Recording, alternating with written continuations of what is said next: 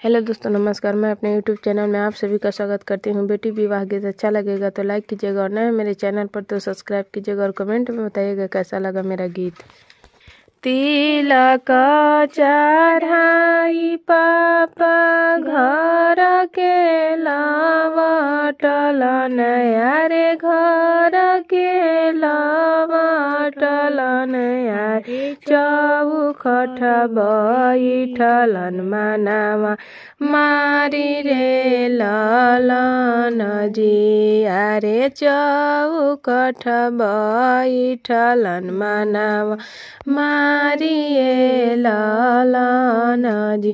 घर में से निकलेली बेटी हो सुंदर बेटी, अरे काहे पापा बैठी मनावा मार रे ललन जी, अरे काहे पापा बैठी मनावा मार ए ललन जी।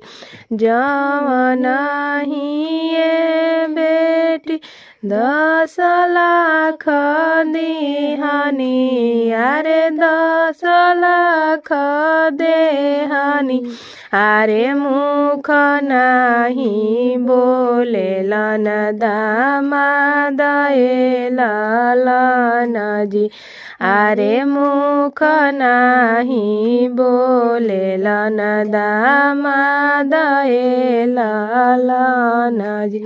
तिलक चढ़ाई भैया घर के लवटल नया रे, घर के लवटल नया रे। दुआरे पर बैठल मनावा मार ए ललन जी, अरे दुआरे बैठलन मनावा मार ए ललन जी। घर में से निकलेली बहिनी सुंदर बहिनी, अरे बहिनी सुंदर बहिनी, अरे काहे भैया बैठस मनावा मार ए ललन जी, अरे काहे भैया बैठस मनावा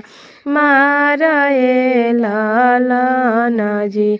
जवन ही बहिनी खातिर दिहानी सोना सिकरी, अरे दिहानी सोना सिकरी, अरे तबो नाही मुखवा से बोले नन बहनोइया, अरे तबो नाही मुखवा से बोले लन बहनोइया, अरे तबो नाही मुखवा से बोले लन बहनोइया ए ललन जी।